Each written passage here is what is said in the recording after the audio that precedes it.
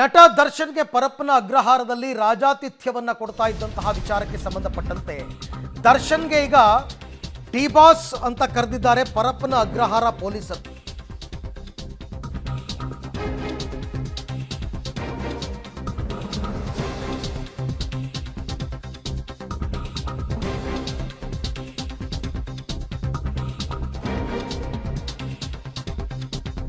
ನಟ ದರ್ಶನ್ ವಿರುದ್ಧ ಈಗ 2 ಎಫ್ಐಆರ್ಗಳು, ಒಟ್ಟು 3 ಎಫ್ಐಆರ್. ಅದರಲ್ಲಿ ದರ್ಶನ್ ವಿರುದ್ಧ 2 ಎಫ್ಐಆರ್ ಆಗಿದೆ. ಸಿಗರೇಟ್ ಸೇದ್ತಾ ಇದ್ದ ವಿಚಾರಕ್ಕೆ ಒಂದು, ವಿಡಿಯೋ ಕಾಲ್ ಮಾಡ್ತಾ ಇದ್ದಂತಹ ವಿಚಾರಕ್ಕೆ ಒಂದು. ಅದರಲ್ಲಿ ದರ್ಶನ್ಗೆ ಡಿ ಬಾಸ್ ಅಂತ ಕರೆದಿದ್ದಾರೆ. ಈ ರೌಡಿ ಶೀಟರ್ಗಳಿಗೆ ಅಲಿಯಾಸ್ ಇರುತ್ತಲ್ಲ, ಕಾರ್ತಿಕ್ ಅಲಿಯಾಸ್ ಕಪ್ಪೆ ಇದೇ ಪ್ರಕರಣದಲ್ಲಿ ಒಬ್ಬ ಆರೋಪಿ. ಅದೇ ರೀತಿ ಈಗ Thoogudeepa Darshan alias D boss ಅಂತ ಕರೆದಿದ್ದಾರೆ.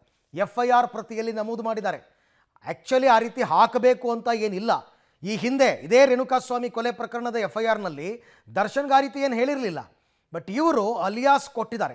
ಆ್ಯಕ್ಚುಲ್ ಆಗಿ ದರ್ಶನ್ ಅಭಿಮಾನಿ ಬಳಗದಲ್ಲಿ ದರ್ಶನನ್ನು ಅಭಿಮಾನಿಗಳೆಲ್ಲ ಡಿ ಬಾಸ್ ಅಂತಲೇ ಕರೆಯೋದು. ಆದರೆ ಈಗ ಪೊಲೀಸರು ಈ ರೀತಿ ಕೂಡ ಮೆನ್ಷನ್ ಮಾಡಿದ್ದಾರೆ ಆ ಎಫ್ಐಆರ್ನಲ್ಲಿ. ಜೈಲಿನಲ್ಲಿ ಸಿಗರೇಟು ಕಾಫಿ ಕಪ್ಪೆಲ್ಲ ಇತ್ತಲ್ಲ, ಒಂದು ಫೋಟೋ ರಿವೀಲ್ ಆಗಿತ್ತಲ್ಲ, ಈ ವೈರಲ್ ಆದ ಫೋಟೋಗೆ ಒಂದು ಎಫ್ಐಆರ್. ಮತ್ತೊಂದು ಎಫ್ಐಆರ್ ಈತ ಜೈಲಿನಿಂದ ಇಲ್ಲೀಗಲ್ ಆಗಿ ದೂರವಾಣಿ ಕರೆ ಮಾಡಿ ವಿಡಿಯೋ ಕಾಲ್ ಮಾಡಿ ಮಾತನಾಡಿರ್ತಕ್ಕಂಥದ್ದು. ಸೊ ಈ 2 ಪ್ರಕರಣದಲ್ಲಿ 2ರಲ್ಲೂ A1 ದರ್ಶನ್ನೇ ಇದ್ದಾರೆ. ಈ ಥರ ಎಫ್ಐಆರನ್ನು ಮಾಡಬೇಕಾದ್ರೆ, ಕಾಪಿಯನ್ನು ತಾವು ಗಮನಿಸ್ತಾ ಇದ್ದೀರಾ, ಎಫ್ಐಆರನ್ನು ಮಾಡಬೇಕಾದ್ರೆ Thoogudeepa Darshan alias D boss. But ಯಾಕೆ ಅಂತ ನನ್ನ ಪ್ರಶ್ನೆ. ಏನು ಅಲಿಯಾಸ್ ಅಂತ ಎಲ್ರಿಗೂ ಕೊಡಲೇಬೇಕಾ? ಹಾಗೇನಿಲ್ಲ. ಅಲಿಯಾಸ್ ಅಂತ ಏನು ಕೊಡಬೇಕು ಅಂತ ಎಲ್ಲೂ ರೂಲ್ಸ್ ಇಲ್ಲ. ಕೆಲವ್ರಿಗಿರುತ್ತೆ. ಯಾಕೆ ಅಂತಂದರೆ ಅವ್ರನ್ನ ಈ ರೌಡಿ ಶೀಟರ್ಗಳನ್ನ ಅಡ್ಡೆಸರಿಂದ ಕರೀತಿರ್ತಾರೆ. ಸೊ ಅಂಥ ಹೆಸರನ್ನ ಹಾಕಿರ್ತಾರೆ. ಶ್ರೀನಿವಾಸ್ ಅಲಿಯಾಸ್ ಕುಳ್ಳಾಸೀನಾ, ಕಾರ್ತಿಕ್ ಅಲಿಯಾಸ್ ಕಪ್ಪೆ, ಈ ಥರ ಮಾಡ್ತಾರೆ. ಬಟ್ ದರ್ಶನ್ ಯಾಕೆ ಆ ಥರ ಕೊಟ್ಟರು? ಅದರಲ್ಲೂ ಡಿ ಬಾಸ್ ಅಂತಕ್ಕಂಥದ್ದು ಕೊಡೋ ಅವಶ್ಯಕತೆ ಇರಲಿಲ್ಲ. ಬಟ್ ಎಫ್ಐಆರ್ನ ಪ್ರತಿಗಳು ಪಬ್ಲಿಕ್ ಟಿವಿಗೆ ಲಭ್ಯವಾಗಿದೆ. ಆ ಎಫ್ಐಆರ್ನಲ್ಲಿ ಡಿ ಬಾಸ್ ಅಂತ ಮೆನ್ಷನ್ ಮಾಡಿದ್ದಾರೆ. ಅದರ ಅವಶ್ಯಕತೆ ಏನಿತ್ತು ಅಂತ ನನಗೀಗಲೂ ಕೂಡ ಗೊತ್ತಾಗ್ತಾ ಇಲ್ಲ. ಈ ಬಗ್ಗೆ ಮತ್ತಷ್ಟು ಮಾಹಿತಿ ನನ್ನ ಕೊಲೀಗ್ ಉಮೇಶ್ ಅವರಿಂದ ಪಡ್ಕೋತೀನಿ. ಉಮೇಶ್, ಈಗ ಎಫ್ಐಆರ್ನಲ್ಲಿ ರೇಣುಕಾಸ್ವಾಮಿ ಕೊಲೆ ಪ್ರಕರಣದ ಎಫ್ಐಆರ್ನಲ್ಲಿ ತೂಗುದೀಪ ದರ್ಶನ್ ಅಂತ ಮೆನ್ಷನ್ ಆಗಿದೆ. ಈಗ ನಿನ್ನೆ ಮಾಡಿರ್ತಕ್ಕಂಥ ಎಫ್ಐಆರ್ನಲ್ಲಿ Thoogudeepa Darshan alias D boss ಅಂತ ಹಾಕಿದ್ದಾರೆ ಪರಪ್ಪನಗ್ರಹಾರ ಪೊಲೀಸರು. ಯಾಕೆ ಈ ಅಲಿಯಾಸ್ ಅನ್ನೋದು ಕೊಡಲೇಬೇಕಾ? ಕೊಟ್ಟರು ಡಿ ಬಾಸ್ ಅಂತ ಯಾಕೆ ಕೊಟ್ಟರು? ಇದರ ಹಿನ್ನೆಲೆ ಏನು ಅಂತ?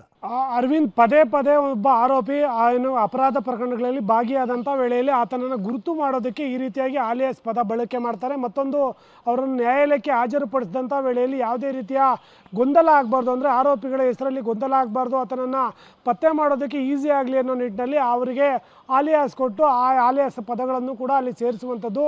ಇದೇ ಮೊದಲ ಬಾರಿಗೆ ಎಫ್ಐಆರಲ್ಲೂ ಕೂಡ ಪರಪ್ಪನಗ್ರಹಾರ ಪೊಲೀಸರು ಇವತ್ತೇನು 2 ಎಫ್ಐಆರ್ ದಾಖಲು ಮಾಡಿದಾರೋ ಆ ಎಫ್ಐಆರಲ್ಲಿ ದರ್ಶನ್ ಅಲಿಯಾಸ್ ಡಿ ಬಾಸ್ ಅಂತ ಉಲ್ಲೇಖ ಮಾಡಿರುವಂಥದ್ದು. ಅಧಿಕೃತವಾಗಿ ಈ ಥರನೂ ಕೂಡ ಒಬ್ಬ ರೌಡಿ ಶೀಟರ್ಗಳ ರೀತಿಯಾಗಿ ಅವರನ್ನೇನು ಆಲಿಯಾಸ್ ಬಳಸ್ತಾರೆ ಆ ರೀತಿಯಾಗಿ ಇವಾಗ ನಟ ದರ್ಶನ್ಗೂ ಕೂಡ ಡಿ ಬಾಸ್ ಅನ್ನೋದೊಂದು ಆಲಿಯಾಸ್ ಕೊಟ್ಟಿರುವಂಥದ್ದು. ಈ ಮುಖಾಂತರ ಇಲ್ಲಿವರೆಗೂ ಕೂಡ ಅವ್ರ ಅಭಿಮಾನಿಗಳು ಮಾತ್ರ ಆ ರೀತಿ ಕರಿತಾ ಇದ್ರು. ಈಗ ಪೊಲೀಸರು ಕೂಡ ಕರೆಯೋದಕ್ಕೆ ಶುರು ಮಾಡಿರುವಂಥದ್ದು. ಅದಕ್ಕೆ ಸ್ಪಷ್ಟವಾಗಿ ಎಫ್ಐಆರಲ್ಲೂ ಕೂಡ ದರ್ಶನ್ ಅಲಿಯಾಸ್ ಡಿ ಬಾಸ್ ಅಂತ ಉಲ್ಲೇಖ ಮಾಡಿದ್ದಾರೆ. ಇನ್ನು ಮುಂದೆ ಯಾವುದೇ ಈ ರೀತಿಯ ಪ್ರಕರಣಗಳು ದಾಖಲೆ ಆದಂಥ ವೇಳೆಯಲ್ಲೂ ಕೂಡ ನಟ ದರ್ಶನ್ ವಿರುದ್ಧ ಏನಾದರೂ ಆದರೆ ಆ ಪ್ರಕರಣಗಳಲ್ಲಿ ದರ್ಶನ್ ಅಲಿಯಾಸ್ ಡಿ ಬಾಸ್ ಅಂತ ಉಲ್ಲೇಖ ಮಾಡಬೇಕಾಗುತ್ತೆ. ಹಾಗಾಗಿ ಪೊಲೀಸರೇ ಅದಕ್ಕೆ ಮುನ್ನುಡಿ ಬರೆದಿರುವಂಥದ್ದು. ಅವರ ಅಧಿಕಾರಿಗಳ ಮಾಹಿತಿ ಪ್ರಕಾರ ಸಾಮಾನ್ಯವಾಗಿ ಜೈಲಿಗೆ ವಿಚಾರಣೆಗೆ ಹಾಜರಾದಂಥ ವೇಳೆಯಲ್ಲಿ ಕೋರ್ಟ್ಗೆ ಆ ಸಂದರ್ಭದಲ್ಲಿ ಇತರೆ ಆರೋಪಿಗಳ ನಡುವೆ ಈ ಥರ ಇದೇ ಹೆಸರಿನವ್ರು ಬೇರೆಯವರು ಇರ್ಬೋದು ಅನ್ನೋ ನಿಟ್ಟಿನಲ್ಲಿ ಅವರಿಗೆ ಹೆಸರುಗಳು ಆಲಿಯಾಸ್ ಡಿ ಬಾಸ್ ಕೊಟ್ಟರೆ ಗುರುತಿಸೋದಕ್ಕೆ ಈಸಿ ಆಗುತ್ತೆ ಅಂತ ಒಂದು ಅಂಶ. ಮತ್ತೊಂದು ಅಂಶ,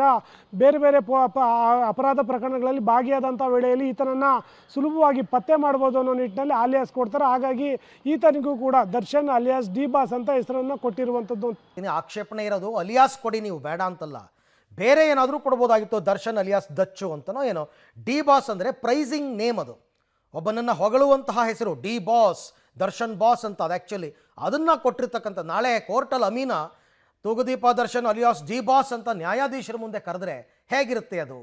ಅದಕ್ಕೋಸ್ಕರ ಅದು ಆಕ್ಷೇಪಣೆ ಅಷ್ಟೇ.